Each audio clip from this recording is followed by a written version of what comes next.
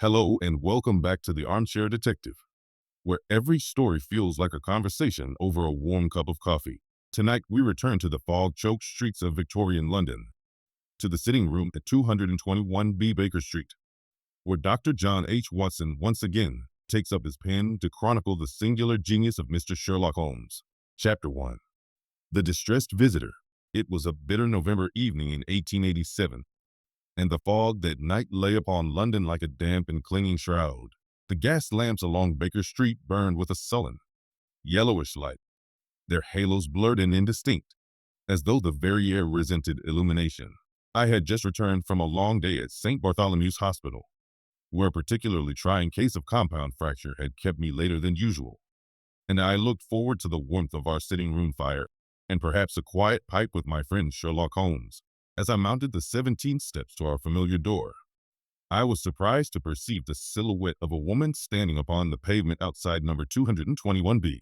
She was tall and slender, wrapped in a dark cloak that seemed scarcely adequate against the penetrating cold, and she clutched a small carpet bag to her bosom as though it were the only solid reality in a world grown suddenly uncertain. Even from the street I could see that she trembled. Whether from chill or from agitation, I could not yet tell.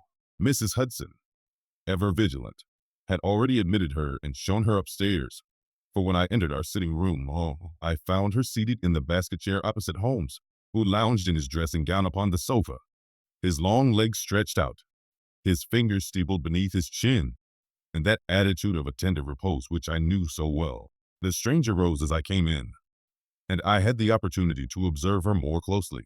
She was perhaps 29 years of age, with fine, regular features now marred by extreme pallor and by dark circles beneath her eyes that spoke of sleepless nights. Her hair, of a rich chestnut hue, was drawn back severely beneath her bonnet, and her gloved hands twisted nervously upon the handle of her bag. "Dr.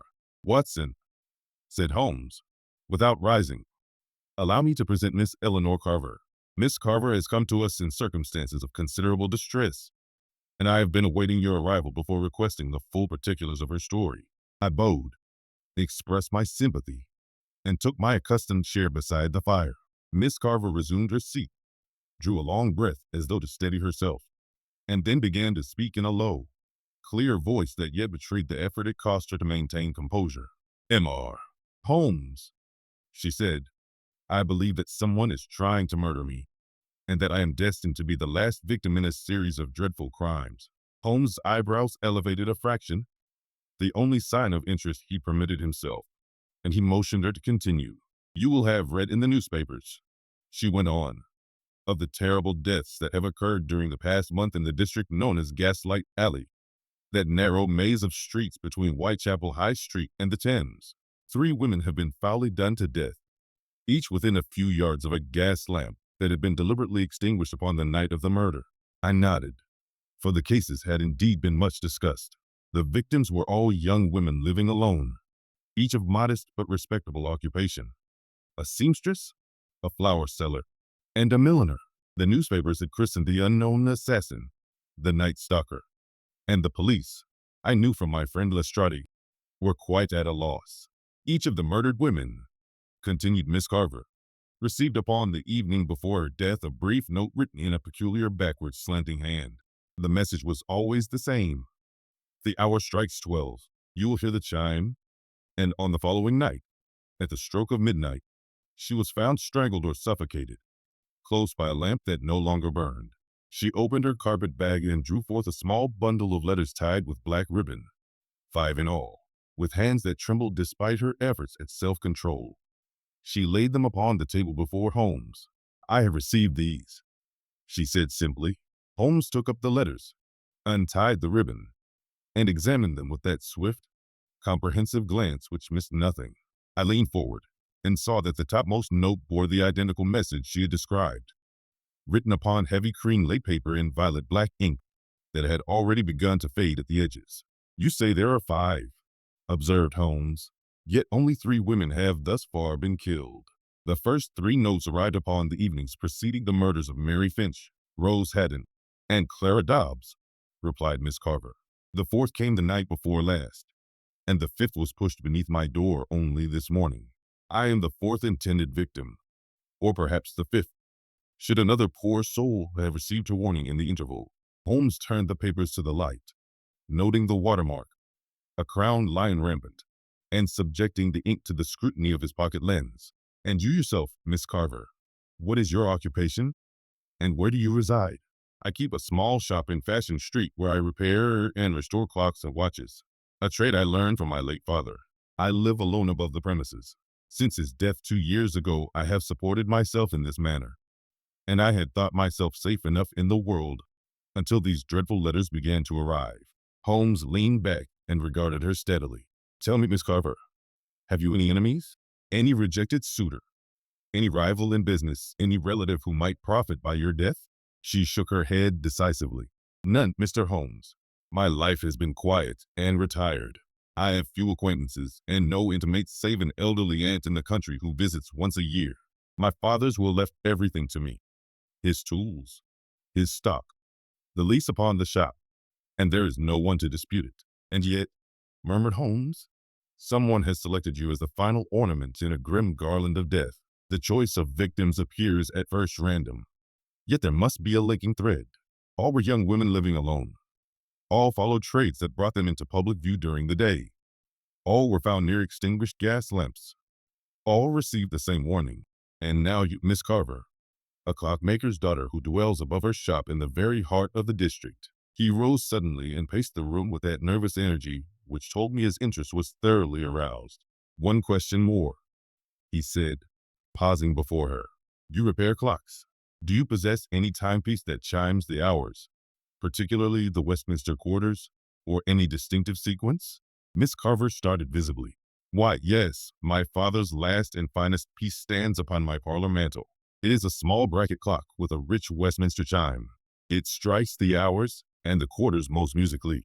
Holmes's eyes gleamed. Then, madam, the matter is graver than even you suppose. The murderer's note speaks of hearing the chime at 12. I do not believe he intends you to hear the chime of some distant church. He means the chime of your own clock, within your own room. Miss Carver's hand flew to her throat, and for a moment I feared she might faint, but she mastered herself with admirable courage. What am I to do, Mr. Holmes? You will do nothing rash, he replied firmly. You will return home at once, lock and bolt your doors, and admit no one until Dr. Watson and I arrive this evening. We shall examine your premises thoroughly, and tonight we shall keep watch. Watson, your service revolver. See that it is loaded. The game, I fancy, is about to reach its crisis. As Miss Carver gathered her letters and prepared to depart, Holmes added one final caution. One thing more. Should you notice any person loitering opposite your house, particularly a tall man in a long ulster coat and wide-awake hat, do not approach the window. Draw the blind and wait for us. Her eyes widened. You know of him already? I know, said Holmes quietly, that the hunter frequently observes his prey before the final stroke. Go now, Miss Carver, and take a hansom. We shall follow within the hour. When the door had closed behind her, Holmes stood for a long moment gazing into the fire. A pretty little problem, Watson, he remarked at last. A murderer who announces his intentions with pedantic regularity, who extinguishes the gas lamps as though plunging his victims into symbolic darkness, and who signs his warnings with the chime of a clock. We have not a moment to lose. Little did I imagine, as we prepared to venture out into the fog-bound streets, how dark and tangled a path lay before us, nor how near we stood to the heart of one of the most sinister mysteries it has ever been my lot to chronicle. Chapter 2. The first victim's shadow. The fog that night was as thick as I have ever seen it, a living thing that pressed against the window panes of 221B and muffled the clatter of hansom cabs to a distant murmur. We had taken a cab ourselves from Baker Street, Holmes silent and abstracted throughout the journey, his long fingers drumming an irregular rhythm upon the knee of his trousers. I carried my revolver in the pocket of my ulster, its weight a small comfort against the oppressive gloom. We alighted at the corner of Fashion Street and paid the driver. The shop of Miss Eleanor Carver lay halfway down the narrow thoroughfare, its windows dark save for a faint glow from the upper rooms. A single gas lamp stood opposite the door, its flame guttering feebly in the damp air. Holmes paused beneath it, tilting his head to study the arrangement of the street. Observe, Watson, he said in a low voice. The lamp is placed so that its light falls directly across the front of the shop. From the first floor parlor, one might easily see anyone standing here. And from here, of course, one might equally well observe the parlor window. He glanced up. A thin thread of light showed between the drawn curtains of the room above. She is awake. Good. We crossed the street and mounted the narrow staircase to the private door beside the shop front. Miss Carver admitted us at once. She had changed into a simple house gown of dark wool, and her face was pale but composed. I have done as you asked, she said. The doors are locked, the windows fastened. I have not drawn the blinds of the parlor, however. I thought you might wish to see the street. Very sensible, Holmes replied. Let us go up. The parlor was small, but comfortably furnished, with a turkey carpet, a modest sofa, and a round table set with a single lamp. Above the mantelpiece stood the clock of which she had spoken, a neat bracket clock of polished mahogany, its face of white enamel, its hands marking the hour at 11:15. The ticking was steady and unobtrusive, yet in the silence of the room it seemed to carry an unnatural weight. Holmes approached the clock at once, drawing out his lens. He examined the case, the dial, the movement within, then turned his attention to the mantel itself. Running his fingers along the edge and beneath the ledge, he found nothing. Next he moved to the window, parting the curtains a few inches. The gas lamp opposite flickered uncertainly. You say this man has appeared 3 nights running? Holmes asked, without turning. Yes, always after 11. Always beneath the lamp. He stands motionless for perhaps 10 minutes, then walks away. I have never seen his face clearly, but his height and the cut of his coat are distinctive. A long ulster, dark in color, and a wide-brimmed hat pulled low. Holmes nodded. We shall wait. Watson, if you will be so good as to take the chair by the door, I shall station myself here. He indicated the space beside the window, where the light would not betray him to anyone looking up from the street. We settled ourselves to wait. The clock ticked on.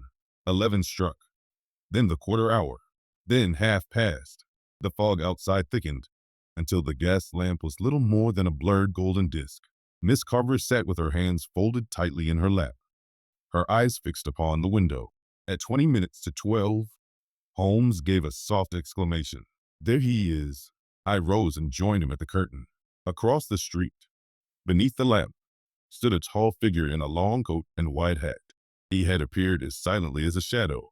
His back was to us, his head tilted slightly upward as though listening. For several minutes he remained motionless. Then, at precisely 5 minutes to 12, he reached into the pocket of his ulster and drew forth a small object, something metallic, perhaps a stick or a rod. With a quick, practiced motion, he struck the base of the gas lamp. The flame vanished. Darkness swallowed the street. Miss Carver gave a low cry. Holmes laid a restraining hand upon her arm. Steady, he murmured. He is not coming in tonight. He is merely announcing his presence. The man stood for another moment in the darkness he had created, then turned and walked away down the street, his footsteps muffled by the fog. Holmes was already moving. Watson, the back stairs. We follow at a distance. Miss Carver, bolt the door behind us, and do not open it to anyone until we return. We descended swiftly, passed through the shop, and emerged into the alley behind. Holmes led the way, moving with the silent certainty of a cat. The man had taken a narrow passage that led toward Petticoat Lane. We kept him in sight, though at times the fog reduced him to a mere silhouette against the faint glow of distant lamps. He walked briskly, never looking back. After some 10 minutes, he turned into a court known as Dead Man's Court, a dismal place of crumbling brick and broken windows. At the far end stood an old stable, its doors hanging crookedly. The man entered without hesitation. Holmes motioned me to wait. We crouched behind a stack of empty crates and watched. 5 minutes passed. 10. No one emerged. Holmes rose. Come. We crossed the court and entered the stable. The air inside was cold and smelled of mold and old straw. Moonlight filtered weakly through a broken skylight, revealing a few rotting bales, a shattered carriage, and nothing more. Holmes played his dark lantern across the floor. At the far corner, beneath a loose plank, he found what he sought, a small tin box, rusted at the edges. He lifted it carefully and opened the lid. Inside lay a vial of violet black ink, several sheets of the crown-lined paper, and a single brass key engraved with the initials CD. Holmes held the key to the light. Clara Dobbs, he said quietly, the third victim. He kept a souvenir. I felt a chill that had nothing to do with the night air. Then this is the murderer's lair? Or one of them? Holmes replied. He has been careful, too careful. The box was left here deliberately, either for us to find or as a warning to himself. Either way, the game has begun in earnest. He replaced the box exactly as he had found it, closed the lid, and covered it again with the plank. We shall not disturb the evidence yet, he said. Let Lestrade have his moment tomorrow. For tonight, we have learned enough. The hunter is no phantom, Watson.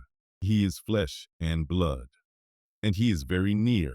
As we retraced our steps through the fog, the distant chime of a church clock struck the hour of 1. Somewhere in the darkness ahead, I could not help but wonder how many more chimes would sound before this terrible business was done. Chapter 3. Gaslight Alley by night. The morning following our nocturnal pursuit dawned gray and cheerless, with the fog of the previous night still lingering in the low-lying streets like the memory of a bad dream. I awoke early, roused by the sound of Holmes moving about the sitting room. He had already dressed, and when I descended I found him standing at the window, gazing down upon Baker Street with an expression of quiet satisfaction. You slept well, Watson? He asked without turning. Indifferently, I replied. I kept dreaming of that extinguished lamp and the man beneath it. Excellent, said Holmes. Then your mind is properly engaged. Today we shall visit the scenes of the murders in daylight. There's much to be learned from a place when the shadows are not in command. We breakfasted hastily, and by 9 o'clock we were in a hansom bound for Whitechapel. Holmes had sent a note to Scotland Yard requesting that Inspector Lestrade meet us at the premises of the late Mary Finch, the first victim. Lestrade, punctual as ever when Holmes was concerned, awaited us outside the chandler's shop in Petticoat Lane. The shop was shuttered, its windows boarded, and a faint smell of damp and old wax hung about the place. Lestrade, looking more than usually harassed, greeted us with a curt nod. Holmes, Watson, I've had the place kept as it was. The landlord's in a state. Naturally, says he'll never let the room again. Superstitious nonsense. But there it is. We followed him up a narrow staircase to a small back room on the first floor. The door had been sealed with official tape, which Lestrade broke with a flick of his penknife. The room was as the poor girl had left it. A narrow bed stood against one wall, neatly made. A small table held a half-finished piece of embroidery, the needle still threaded. On the mantelpiece sat a cheap little clock that had stopped at 10 minutes past midnight. Holmes moved about the room with that swift, silent attention that always reminded me of a hound quartering a field. He examined the window fastenings, intact, then the door lock, which showed no sign of forced entry. He knelt to inspect the floorboards, then rose and turned to Lestrade. The thread, he said. The weapon was her own sewing thread? Lestrade nodded grimly. A length of it, twisted tight about her neck. She must have fought hard. There were marks on her fingers, but the door was locked from the inside, and the key was in the lock. Holmes crossed to the mantel and lifted the stop clock. This was working when she died, so far as we know. And the gas lamp outside? Found extinguished when the patrolman discovered the body. No wind that night, Holmes. Someone put it out. Holmes replaced the clock and moved to the window. He parted the curtains and looked down into the alley below. From here one might see anyone standing beneath the lamp. Did she receive her note the previous evening? Aye. Delivered by hand. Pushed under the door. The landlady says. Same message as the others. Holmes nodded. Let us proceed to the second victim. We visited Rose Haddon's corner in Brick Lane next. The flower seller had lived in a single room above a greengrocer's. The body had been found in the passage beside the shop, close by the broken gas lamp that had marked the scene. Again, the door to her room was locked from within. Again, the note had arrived the night before. Holmes spent less time here, merely confirming that the lamp had been deliberately turned off and that the alley offered no hiding place for an assailant. At Clara Dobbs' millinery shop in Fashion Street, the same street where Miss Carver lived, the pattern was identical. The victim had been found suffocated with her own scarf in the narrow passage behind the shop. The gas lamp at the corner had been extinguished. The note had been slit beneath her door. And once more, No sign of forced entry. By the time we had completed the circuit, the fog was beginning to lift, and a pale sun struggled through the haze. Lestrade, who had grown increasingly impatient, finally spoke. "Well, Holmes, you've seen the lot. What do you make of it?" "I make of it," said Holmes, "that the murderer has intimate knowledge of these premises. He enters and leaves without leaving a trace. He extinguishes the lamps not merely to conceal his crime, but to announce it. And he chooses his victims with precision. All three lived alone. All worked in trades that kept them late. All were within a stone's throw of Miss Carver's shop. That is no coincidence." Lestrade frowned. "You think she's next?" "I am certain of it, and I intend to prevent it." We returned to Fashion Street. Miss Carver admitted us at once. She looked pale, weak, but determined, and had prepared tea for us in the parlor. The clock on the mantel ticked steadily toward noon. Holmes wasted no time. "Miss Carver, last night we followed your watcher to Dead Man's Court. We found a cache of materials identical to those used in the letters. Among them was a key bearing the initials of Clara Dobbs." Miss Carver's hand flew to her mouth. "Then it is he." "Almost certainly. But I must ask you a painful question. Did Clara Dobbs ever mention a man who troubled her? A tall man, perhaps scarred or otherwise marked?" Miss Carver hesitated. "She spoke once of a man who came to the shop several times. He never bought anything, only watched her. She said he had a scar on his left cheek. She was frightened of him, but she did not know his name." Holmes' eyes narrowed. "Did she describe the scar?" "From eye to jaw. She said, a thin white line." Holmes turned to me. "Watson, you will remember that the boy who sweeps the crossing at the end of the lane saw a tall man with a scar on his cheek near the spot where Rose Haddon died. The description matches. Then we have our man," I said. "Perhaps," replied Holmes, "but let us not be hasty. Tonight we shall watch again. This time, however, we shall be prepared to follow him to his destination, and to prevent him from reaching it." Miss Carver looked at him with a mixture of hope and dread. "You believe he will come again tonight?" "I am certain of it," said Holmes. "The pattern is too regular to be broken now. He has established his rhythm. He will appear beneath the lamp at 11, extinguish it at 5 minutes to 12, and then make his move. We shall be waiting." As the afternoon wore on, Holmes busied himself with preparations. He borrowed a dark lantern from Mrs. Hudson, checked the charge of my revolver, and even produced a small brass telescope from his pocket. I could see that his mind was working at full speed, piecing together the fragments of evidence into a coherent whole. When evening came, the fog returned, thicker than before. We took up our positions in the parlor once more, the curtains drawn but for a narrow slit. The clock ticked on toward 11. At the appointed hour, the tall figure appeared beneath the lamp. He stood motionless, staring up at the window. Then, as before, he extinguished the flame. This time, however, Holmes was ready. "Now, Watson," he whispered. We followed. We slipped out the back way, moving swiftly through the alleys. The man ahead of us walked with purpose, never glancing behind. He led us through the same maze as the night before, until at last we saw him enter a narrow passage that opened onto a small court. Holmes motioned me to halt. "There," he breathed. In the center of the court stood a woman, young, alone, carrying a basket. She was clearly on her way home. The tall man approached her silently, a length of black cord already in his hand. Holmes moved like lightning. Before I could draw my revolver, he had crossed the court and struck the man's wrist with his cane. The cord fell. The man turned, snarling, and for the first time we saw his face clearly in the moonlight. A thin white scar ran from eye to jaw, but even as I raised my weapon, the man twisted away and vanished into the fog. Holmes stood breathing hard. "He is quicker than I anticipated," he said. "We have seen him now, and he knows we are here." The woman, trembling, ran to us. "Thank God you were there," she gasped. Holmes turned to her gently. "Go home, miss. Lock your doors. You are safe tonight." As she hurried away, Holmes looked at me, his eyes bright in the darkness. Chapter 4. The Second Death and the Witness.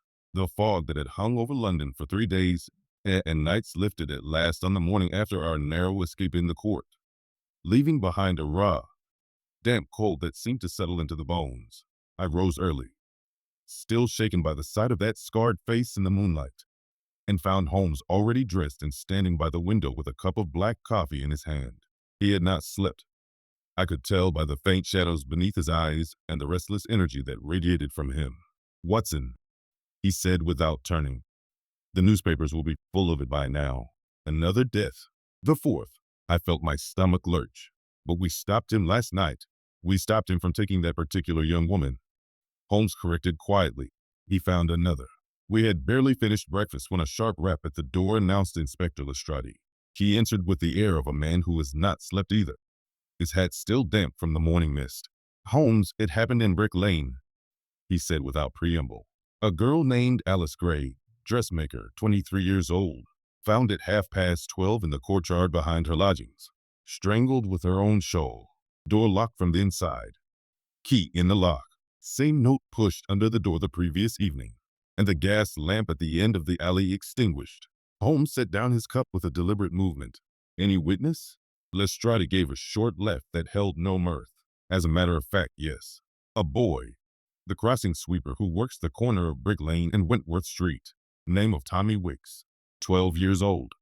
Sharp as a tack. He saw the manual. We were in a cab within the hour, rattling through the streets toward Whitechapel. The boy was waiting outside the police station, kicking at the curb with a boot that had seen better days. When he saw Lestrade, he straightened at once. "Tell the gentleman what you saw, Tommy," Lestrade ordered. The boy looked from Holmes to me, then back to Holmes, clearly deciding whom to address. "I was sweeping the crossing, sir," he began, "just after midnight. The fog was thick, but the moon was up high enough to see a bit. I heard a sort of scuffle, quiet like, not a proper fight, and I peeked round the corner into the court. There was a lady there, struggling. A tall man in a long coat had her by the shoulders. He was holding a black cord round her neck. I saw his face clear as day when he turned his head. Scar right across his cheek, from here to here." He drew a line with his finger from the corner of his left eye to the jaw. Holmes leaned forward slightly. "Did he have a limp?" The boy shook his head. "No, sir. Moved quick and quiet, like a cat." "You're quite sure of the scar?" "Certain, sir. White line, thin, but it stood out in the moonlight." Holmes nodded, and after he finished, he let her fall, then walked off down the alley toward Petticoat Lane. I didn't follow. I was too scared, but I ran straight to the constable on duty and told him. "Excellent," said Holmes. "You have done well, Tommy. Here." He pressed a half-crown into the boy's hand. "Buy yourself a hot pie and a warm coat." The boy's eyes widened. "Thank you, sir." As we walked back toward the cab, Holmes was silent for a moment. Then he spoke, more to himself than to us. "A scar across the left cheek. The handedness is important, Watson." The boy saw him turn his head to the right. A left-handed man would have held the cord in his left hand and used his right to steady the victim. Yet the scar is on the left side of his face. If he were left-handed, the scar would be on the right side, unless he was facing the boy when he turned. Lestrade frowned. "You're saying he might not be the killer?" "I'm saying," Holmes replied, "that we must be careful. The evidence points one way, but the details whisper another." We spent the rest of the morning visiting Alice Gray's lodgings. The scene was depressingly familiar. A small room above a tailor's shop, neatly kept, a half-finished dress on the table, the key in the lock. The note lay on the floor by the door. The same cramped handwriting, the same message. Holmes examined the room with his usual thoroughness, then knelt beside the body, already removed, but the chalk outline remained. He studied the position of the shawl, the marks on the throat, the angle of the cord. "Strangled from behind," he murmured. The assailant was taller than she, considerably taller, and the cord was pulled tight with both hands, not one. A practiced movement. Lestrade cleared his throat. "We've got a description now. Tall man, long coat, white hat, scar on left cheek. I've put men on every corner in the district. We'll have him by morning." Holmes said nothing, but I saw the faint tightening of his mouth that told me he was far from satisfied. That afternoon, we returned to 221B. Holmes paced the room, pipe in hand, smoke curling about him like the fog outside. "The scar is a new element," he said at last. "It does not fit the pattern of the previous murders. The killer has been careful to leave no trace, no face, no name. Yet now a witness sees a distinctive mark. Why? Perhaps he was careless, I suggested. Or perhaps, Holmes said slowly, he wished to be seen. I stared at him. You think he deliberately let the boy see him? It is possible. The boy's description matches what Miss Carver and Clara Dobbs reported, but the handedness troubles me. And the fact that he escaped last night, when we were close enough to touch him, suggests either great luck or great cunning. He stopped pacing and looked at me. We return to Fashion Street tonight.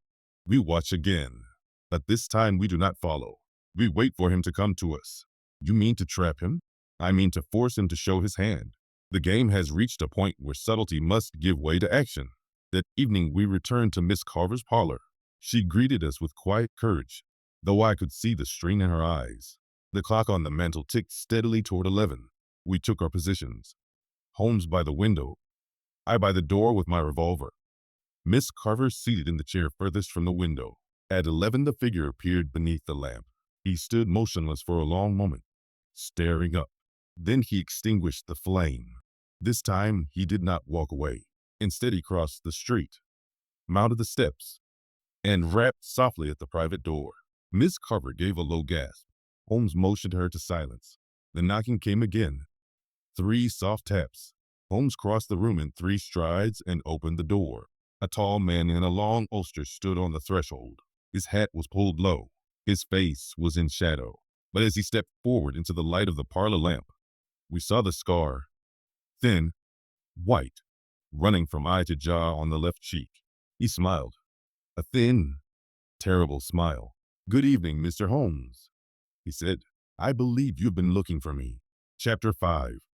The chemist's shop and the strange residue. The man who stood in the doorway was tall, fully 6 feet, and broad-shouldered beneath the long ulster. His wide-brimmed hat cast a deep shadow across the upper part of his face, but the scar was unmistakable. A thin white line that began at the outer corner of his left eye and ran straight down to the angle of his jaw. He removed his hat with deliberate courtesy and stepped inside without waiting for an invitation. Miss Carver shrank back in her chair. I had my revolver in my hand, finger on the trigger. But Holmes raised a palm in a calm gesture that bade me hold my fire. Mr. Nathaniel Carver, I presume? Holmes said quietly. The man's eyes flickered with surprise, then amusement. You are well informed. Yes, Nathaniel Carver, brother to Miss Eleanor Carver, whom you have been so kind as to protect these past few nights. Miss Carver gave a small, choked sound. Nathaniel? It cannot be. The man turned to her, and for the first time I saw something like genuine regret in his expression. It is I, Eleanor. I never wished you to see me like this. Holmes stepped forward, placing himself between brother and sister. You will explain yourself, sir, and you will do so at once. 3 women are dead, a 4th nearly so.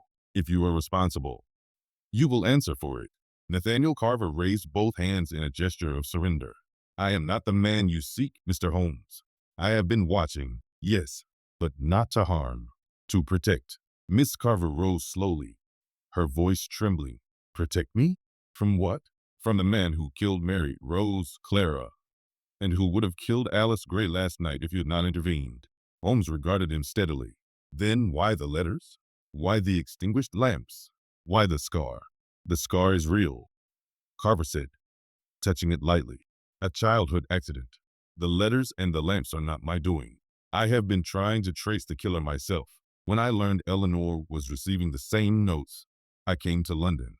I have been following him, watching him watch her. I extinguished the lamp last night to prevent him from seeing her window clearly. I knew you were here. I hoped you would stop him. Holmes studied him for a long moment. Then he said, You will come with us to Baker Street. There you will tell your story in full. If you are lying, sir, you will regret it. We took a cab back to Baker Street in silence. Miss Carver sat beside her brother, her face pale and unreadable. Nathaniel Carver kept his eyes on the floor. Once in the sitting room, Holmes lit the lamps and motioned Carver to the basket chair. I stood by the door, revolver still in my pocket. Miss Carver took the sofa. Begin, said Holmes. Carver drew a deep breath. Our father was a clockmaker, respected, prosperous. He died 2 years ago and left everything to Eleanor. I received nothing. I was not surprised. I had left home years before, after a quarrel. I went abroad, Australia, then America. I returned only last month when I heard of the murders. I recognized the pattern at once. Young women living alone, all within a mile of Eleanor's shop. I knew she was in danger. I came to London and began watching. I saw the man in the long coat and hat. I followed him.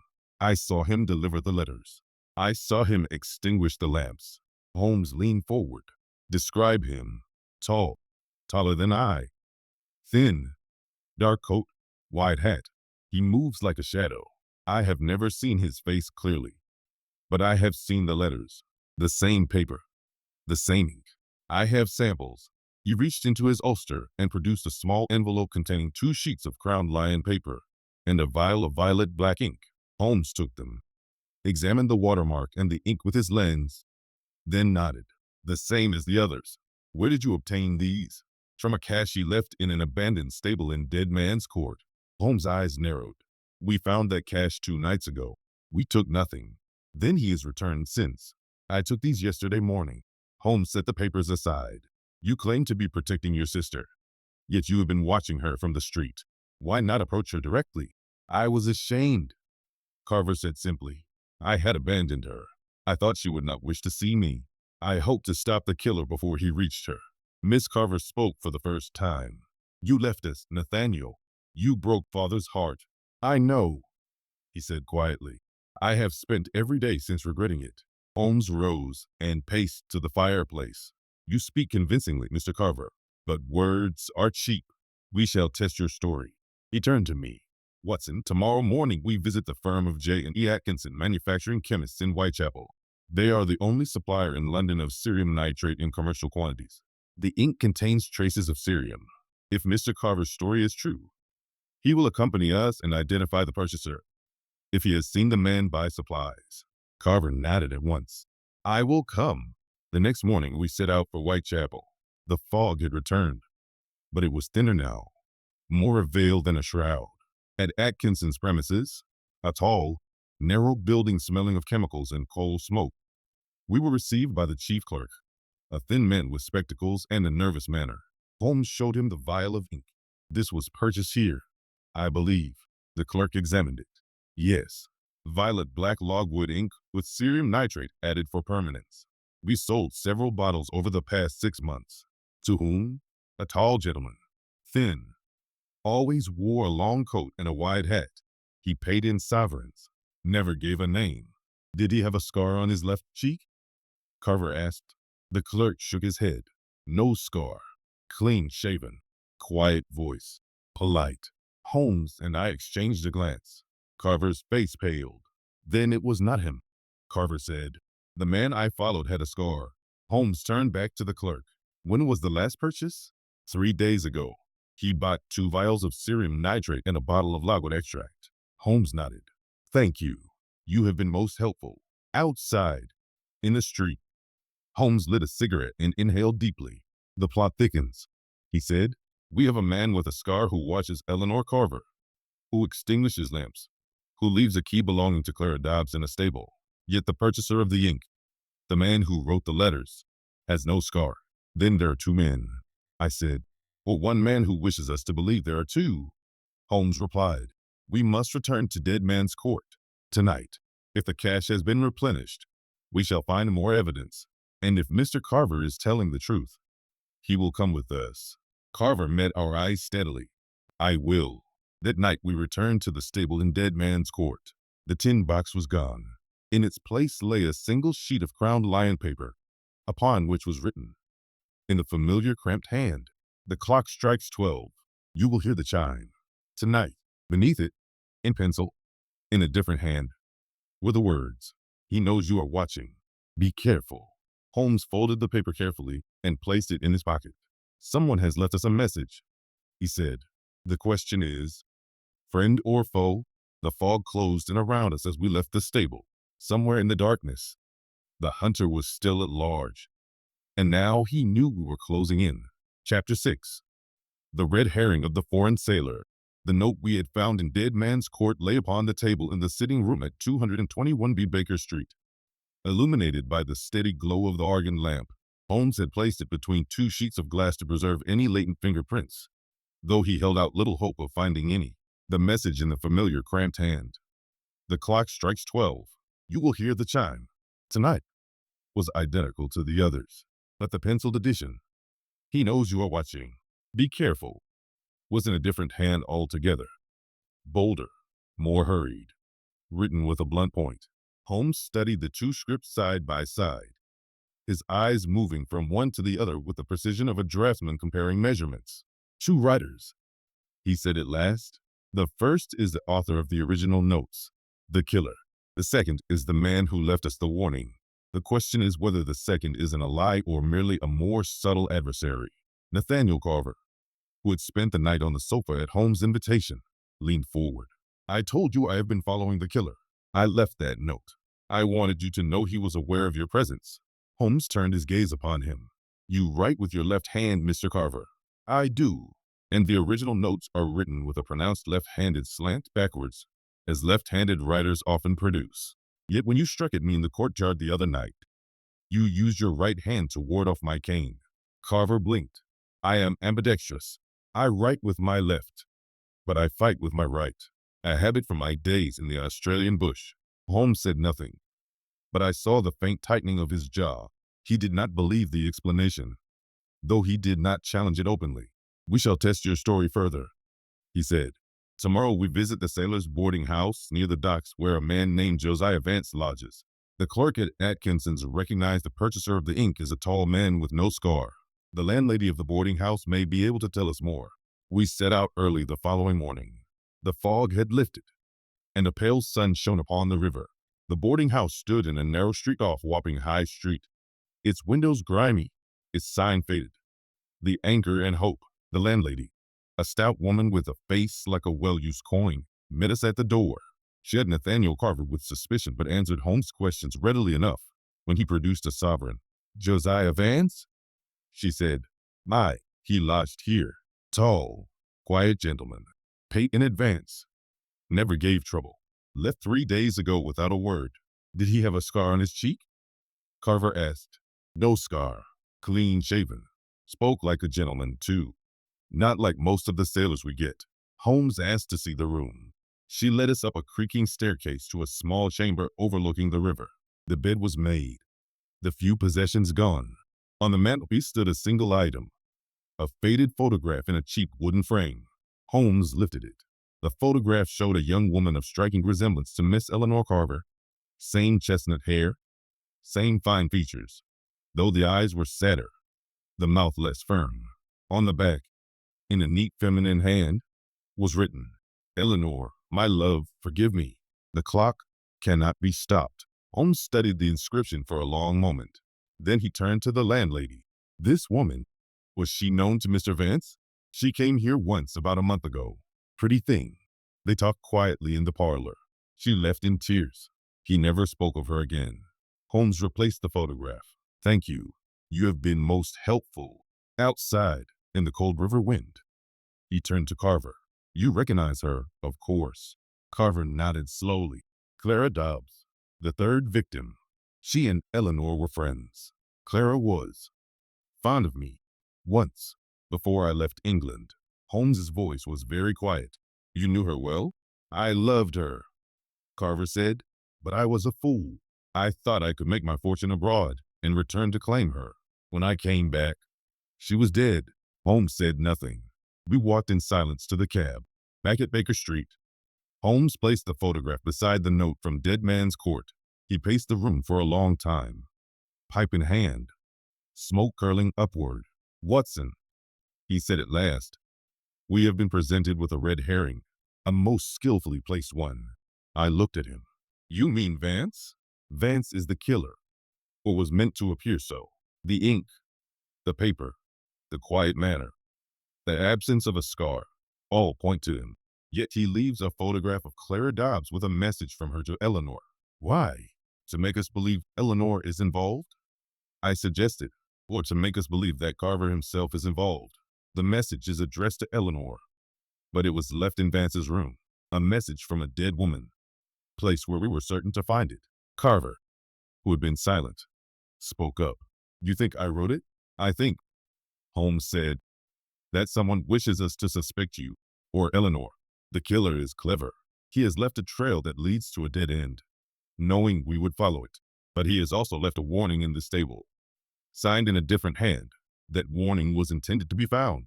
He stopped pacing and looked at Carver. You claim to have left it, yet your handwriting does not match the penciled words. The writer of the warning is right-handed. You are left-handed. Carver paled. Then there is another man, someone helping me, or someone playing a deeper game. Holmes nodded. Precisely. And tonight, we shall discover who he is. He turned to me. Watson, prepare your revolver. Tonight, we return to Gaslight Alley. We watch Eleanor's house from the street.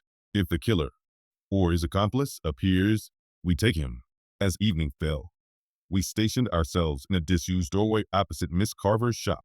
The gas lamp flickered weakly. The clock in the tower of St. Mary's struck 11.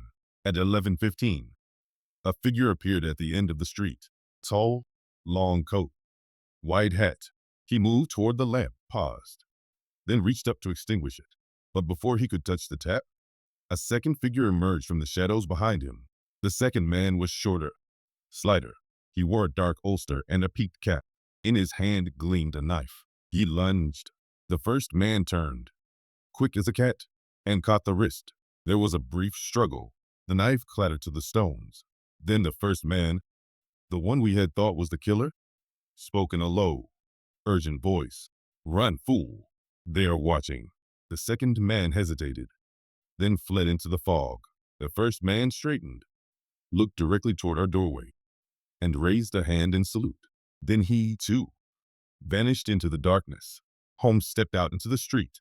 He knew we were here, he said, and he has just saved his accomplice from us. I stared after the retreating figures. Then Vance, or whoever he is not the killer. No, Holmes replied. He is the decoy. The real killer is the man who tried to stab him. And we have just seen the face of the hunter for the first time. Chapter 7. A night in the fog. The fog that night was the thickest I had ever known it. A dense, yellowish wall that swallowed sound and light alike, reducing the gas lamps to faint, disembodied glows. The streets of Whitechapel seemed to close in upon themselves. Every alley a potential trap, every shadow a lurking danger. Holmes and I had returned to Baker Street only long enough to collect our dark lanterns and to send a brief note to Lestrade. Expect us at Scotland Yard before dawn. We are close. We set out at 10 o'clock, walking on foot to avoid the noise of a cab. Holmes had chosen our route with care, avoiding the main thoroughfares and keeping to the narrow courts and passages where the fog lay heaviest. We spoke little, for the night seemed to demand silence. Our destination was the small courtyard off Brick Lane where Alice Gray had nearly met her death 2 nights earlier. Holmes believed the killer would return to the same ground, not to strike again, but to recover something he had lost in the struggle. I had my revolver in my pocket, loaded and ready.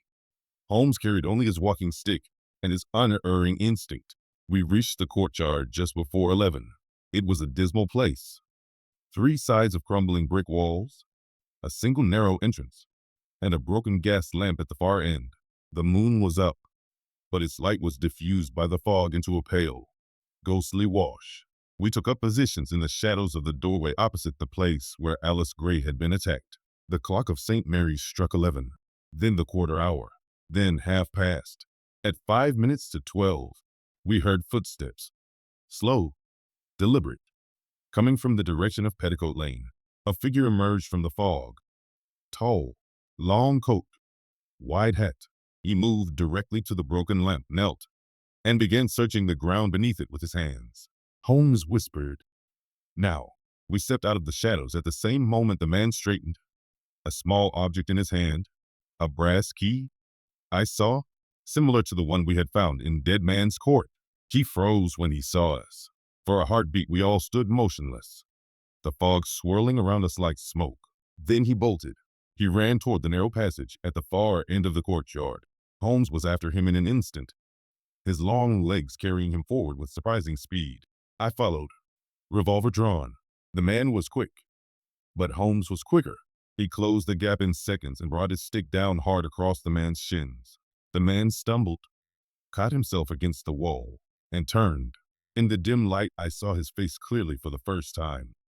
Clean-shaven, angular, eyes wide with surprise and fear. No scar. He raised both hands. "Don't shoot. I'm unarmed." Holmes stepped closer, stick still raised.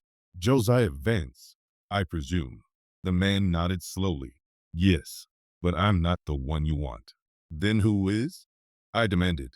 Before he could answer, a new sound came from the passage behind him.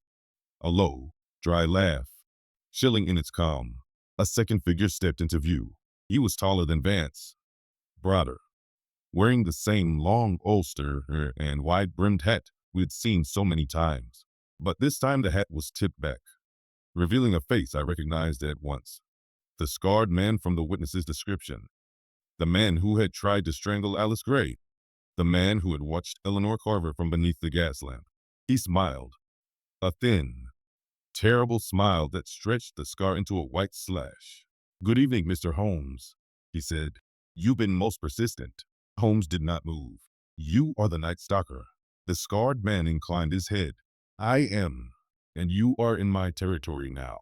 He raised his right hand, and it was a length of black silk cord, the same kind that had ended 3 lives. Vance stepped forward. "He's mad, Holmes. He made me buy the ink, write the notes. He threatened my sister if I refused. I've been trying to stop him." The scarred man laughed again. "Quiet, Vance. You've played your part." He took a step toward Holmes. "You've ruined my little game. But you won't leave this court alive. Neither will your friend." I raised my revolver. One more step, and I fire. The man's eyes flicked to me, then back to Holmes. "You won't shoot. You're a doctor. You've never killed a man in cold blood." Holmes spoke calmly. "Watson will do what is necessary, and I have already taken the precaution of summoning assistance." From the fog behind us came the sound of boots, several pairs, approaching fast. The scarred man's smile faltered. Holmes continued. "You made one mistake, sir. You left the key belonging to Clara Dobbs in the stable. You left the photograph in Vance's room. You left a warning note in your own handwriting, thinking it would confuse us. But the warning was written with the right hand. You are right-handed. Vance is left-handed. The notes were written by Vance, under duress. The killer is you." The man's face twisted with rage. He lunged at Holmes, cord outstretched. Holmes sidestepped neatly and brought his stick down across the man's wrist.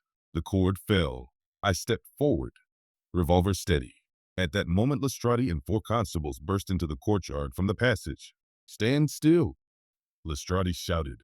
"You're under arrest." The scarred man looked wildly about him, realized escape was impossible, and sagged against the wall. Holmes lowered his stick. "Take him, Lestrade, and take Mr. Vance into protective custody. He has much to tell you." As the constables secured the prisoner, Holmes turned to me. "Well, Watson," he said quietly, "the fog is lifting. The night is over." I looked at the scarred man as he was led away, still smiling that terrible smile. "Yes," I said, "but the morning will bring questions and answers." Holmes nodded. "And for once, Watson, I believe we have them all." Chapter 8. The third victim, and the pattern emerges. The fog had lifted by dawn, leaving the air cold and clear. Scotland Yard was already stirring when we arrived with our prisoner, and the bewildered Josiah Vance in tow. Inspector Lestrade met us in the corridor outside the interview room, his face a mixture of relief and irritation. "Holmes, you've done it again," he said, glancing at the tall, scarred man now in handcuffs between 2 constables. "But I want the full story before I let you go back to your violin." We were ushered into a small, bare room with a single table and a few hard chairs.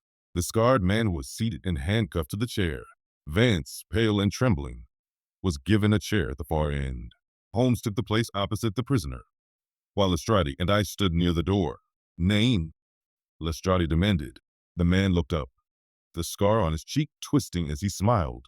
"Nathaniel Carver, brother to Eleanor Carver, and, I regret to say, the man you have been hunting."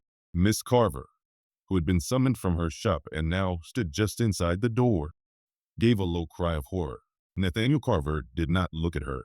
Holmes spoke first, his voice calm and precise. "You will tell us the truth, Mr. Carver." "All of it." Nathaniel Carver leaned back as far as the handcuffs allowed. "Very well. The truth is simple enough. Our father favored Eleanor, always Eleanor. When he died, he left everything to her. The shop, the tools, the little clock that chimes the Westminster quarters. I was cut off with nothing. I went abroad, made a small fortune, came back expecting to be welcomed. Instead, I found Eleanor prosperous, independent, loved by everyone in the district, and I was nothing." He paused, his eyes distant. "I decided she should suffer as I had suffered, but I could not bring myself to kill her, not directly. So I chose women who reminded me of her, young, unmarried, living alone, working with their hands.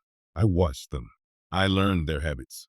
I wrote the notes in advance, delivered them the night before, and struck at midnight.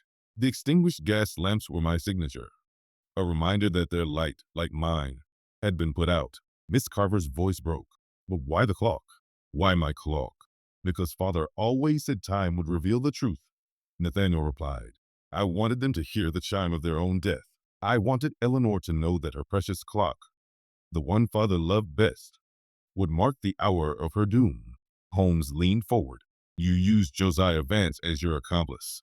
Nathaniel nodded. "Vance was in debt to me from years ago.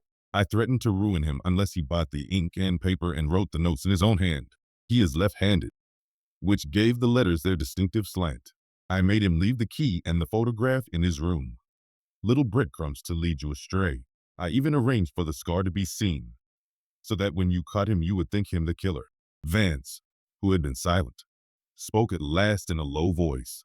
"He said he would kill my sister if I refused. I had no choice."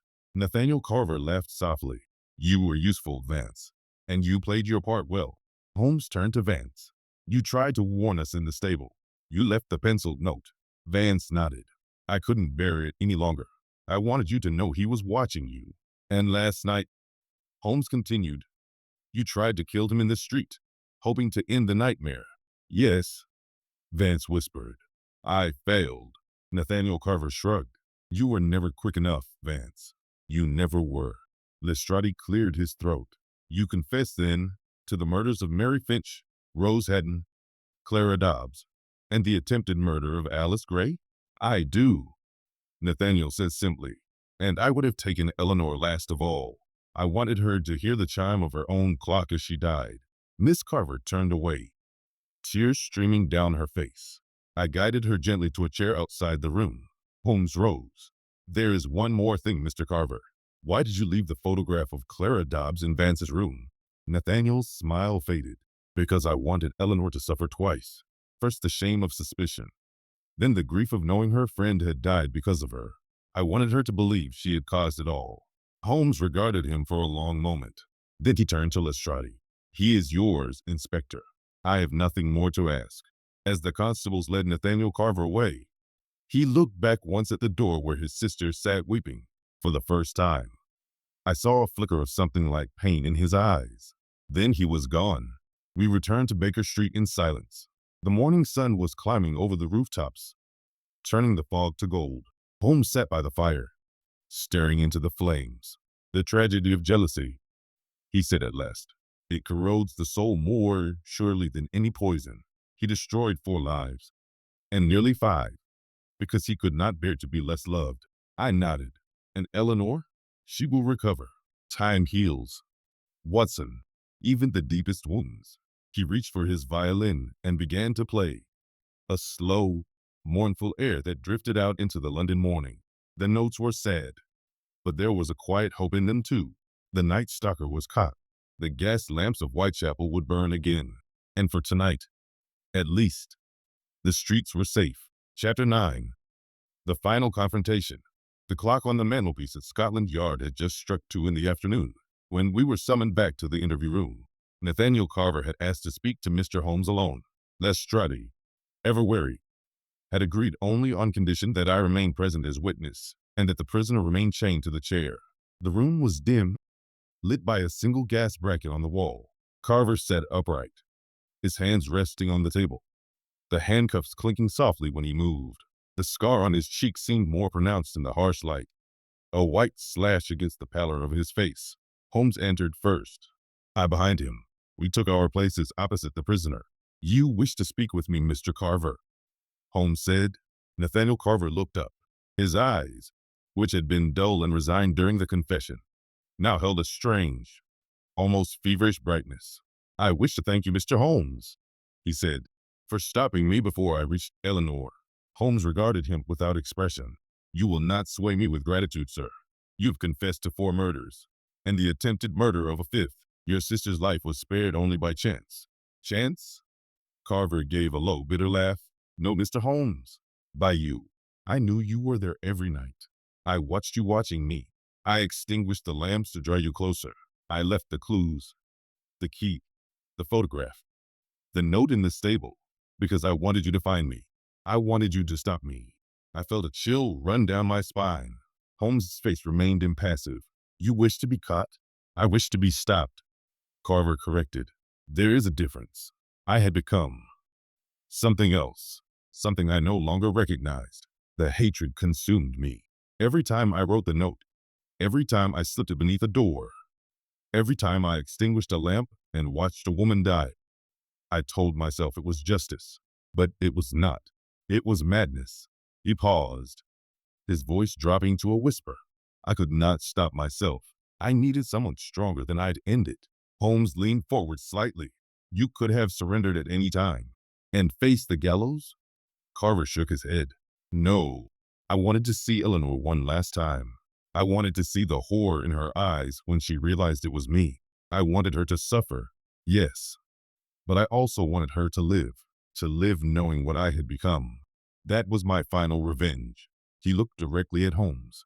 "You took that from me. You saved her. For that, I thank you." Holmes did not reply at once. He studied the prisoner for a long moment, then asked the question that had lingered in my mind since the first night. "Why the clock? Why insist upon the chime at midnight?" Carver's gaze drifted to the barred window, where faint sunlight filtered through the glass. "When we were children, Eleanor and I would sit by the fire while father worked on his clocks. He taught her to wind the movements, to adjust the hands. I was never allowed to touch them. One night, I broke one, accidentally, and father struck me. He said, 'Time will teach you patience, Nathaniel.' I never forgot those words. When he died and left everything to her, I felt time itself had betrayed me. So I made time the instrument of my revenge. I wanted each of them to hear the chime of their own death. I wanted Eleanor to know that the clock she loved best would mark the hour of her destruction." He looked back at Holmes. "But you heard it first. You understood before I could finish the pattern." Holmes rose slowly. "You have said enough, Mr. Carver. The court will decide your fate. I have nothing more to ask." As we turned to leave, Carver spoke once more, his voice soft but clear. "Tell Eleanor. Tell her I am sorry, not for what I did, but for what I became." Holmes paused at the door. Without turning, he said, "I shall tell her." We left the room. Lestrade was waiting in the corridor. "Will he hang?" he asked. "Almost certainly," Holmes replied. Lestrade nodded grimly. "Then it's over." Holmes looked at me. "Not quite, Watson. There is one last duty." We returned to Fashion Street. Eleanor Carver was waiting in the parlor above her shop. The clock on the mantel ticked steadily, its chime now a simple, innocent sound. She rose when we entered. Her eyes were red from weeping, but she held herself with quiet dignity. "Is it true?" she asked. "Was it really Nathaniel?" Holmes nodded. "Yes. He has confessed everything. He asked me to tell you he is sorry, not for the crimes, but for what he became." Eleanor closed her eyes. A single tear traced down her cheek. "He was my brother," she whispered. "I loved him once." Holmes spoke gently. "He loved you, too, in his twisted way. That was why he could not kill you himself. He needed you to live, to witness what he had done." She opened her eyes. "Will he hang?" "Yes," Holmes said. "The law will take its course." Eleanor nodded slowly. "Then it is finished." She walked to the mantel and lifted the small bracket clock. She wound it carefully, set the hands to the correct hour, and placed it back in its place. The ticking resumed, steady, unhurried. Father always said time reveals the truth, she said. I think he was right. Holmes bowed slightly. You are a strong woman, Miss Carver. You will endure. She managed a small, sad smile. With time, perhaps. We left her then, standing by the window, watching the gas lamps flicker on as dusk fell over the district. The fog was gone. The streets were quiet. In the cab back to Baker Street, I asked Holmes, do you believe he truly wished to be stopped? Holmes gazed out at the passing lamps.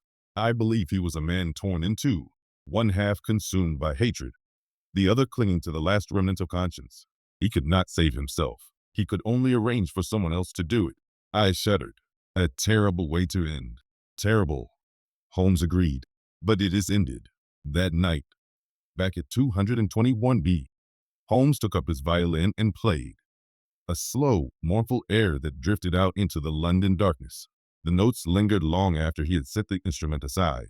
The Gaslight district terror was over. The night stalker was in chains, and the chimes of midnight would never again carry the promise of death. Chapter 10. 221B. The explanation and reflection. The fire in our sitting room at 221B Baker Street burned low that evening, casting long shadows across the familiar clutter of books, chemical apparatus, and the ever-present tobacco ash that marked Sherlock Holmes' restless habits. Outside, the last traces of fog had vanished, and the gas lamps along Baker Street glowed steadily, their light no longer a harbinger of terror. I sat in my accustomed chair, pen in hand, scribbling notes for the chronicle I knew I would one day write, while Holmes lounged upon the sofa, his violin across his knees, his eyes fixed upon the dying embers. It was a rare moment of stillness after the whirlwind of the past days. The Gaslight district terror had been laid to rest, Nathaniel Carver's confession secured, and Eleanor Carver left to rebuild her life in the shadow of her brother's betrayal. Yet I sensed in Holmes a lingering disquiet, a trace of that restless energy that often followed the resolution of a case. You are unusually silent, Watson, he remarked at last, without looking up. Are you troubled by the outcome? I set down my pen. Not troubled, precisely, but I cannot help wondering how a man like Nathaniel Carver, educated, once loved by his family, could descend to such depths, and how you knew, so early, that the scarred man was the true killer. Holmes gave a faint smile. The second question is simpler, so I shall answer it first.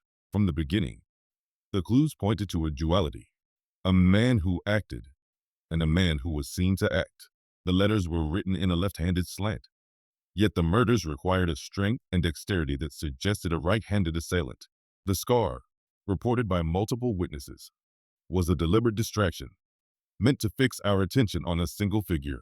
But the key in Dead Man's Court, the photograph in Vance's room, and the penciled warning note in the stable all pointed to a mind that was playing a deeper game. Nathaniel Carver was both hunter and hunted. He wanted to be seen, to be feared, but also to be stopped. I nodded. You suspected him from the moment he appeared at Eleanor's door. Not quite, Holmes corrected. I suspected a connection between the scarred man and Eleanor Carver, but it was his ambidextrity, or lack thereof, that first raised my doubts. When he claimed to be ambidextrous, I noted that he instinctively used his right hand to light a cigarette, to open a door, to gesture. A true ambidextrous man would show no such preference. That, coupled with the right-handed script of the warning note, told me we were dealing with a man who was orchestrating his own downfall. And Josiah Vance? I asked. Was he merely a pawn? Vance was a victim in his own way, Holmes said. A weak man, easily coerced, terrified for his sister's safety.